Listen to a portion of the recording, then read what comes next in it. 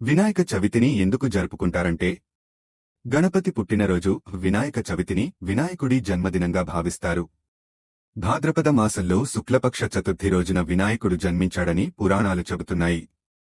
విఘ్నాలను తొలగించే దేవుడు వినాయకుడిని విఘ్నాలకు అధిపతిగా, వాటిని తొలగించేవాడిగా పూజిస్తారు.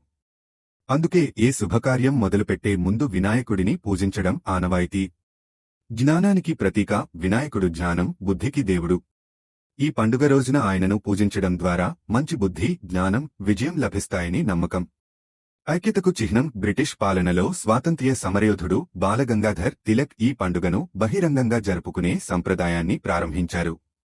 ప్రజలను ఒక తాటిపైకి తీసుకురావడానికి, జాతీయవాద భావనను పెంపొందించడానికి ఇది ఒక మార్గంగా ఉపయోగపడింది. అందుకే ఇప్పటికీ ఈ పండుగను వీధుల్లో, మండపాల్లో సామూహికంగా జరుపుకుంటారు. పర్యావరణ పరిరక్షణ వినాయక చవితి రోజున మట్టితో చేసిన విగ్రహాలను పూజించి పండుగ చివరిలో వాటిని నీటిలో నిమజ్జనం చేస్తారు. దీనివల్ల మట్టి తిరిగి నీటిలో కలిసిపోయి పర్యావరణానికి ఎలాంటి హాని జరగదు. అలాగే పండుగ సమయంలో ఉపయోగించే పత్రి ఆకులకు ఔషధ గుణాలుంటాయి. ఇవి ఆ సమయంలో వాతావరణంలో ఉండే సూక్ష్మక్రిములను నశింపజేస్తాయి.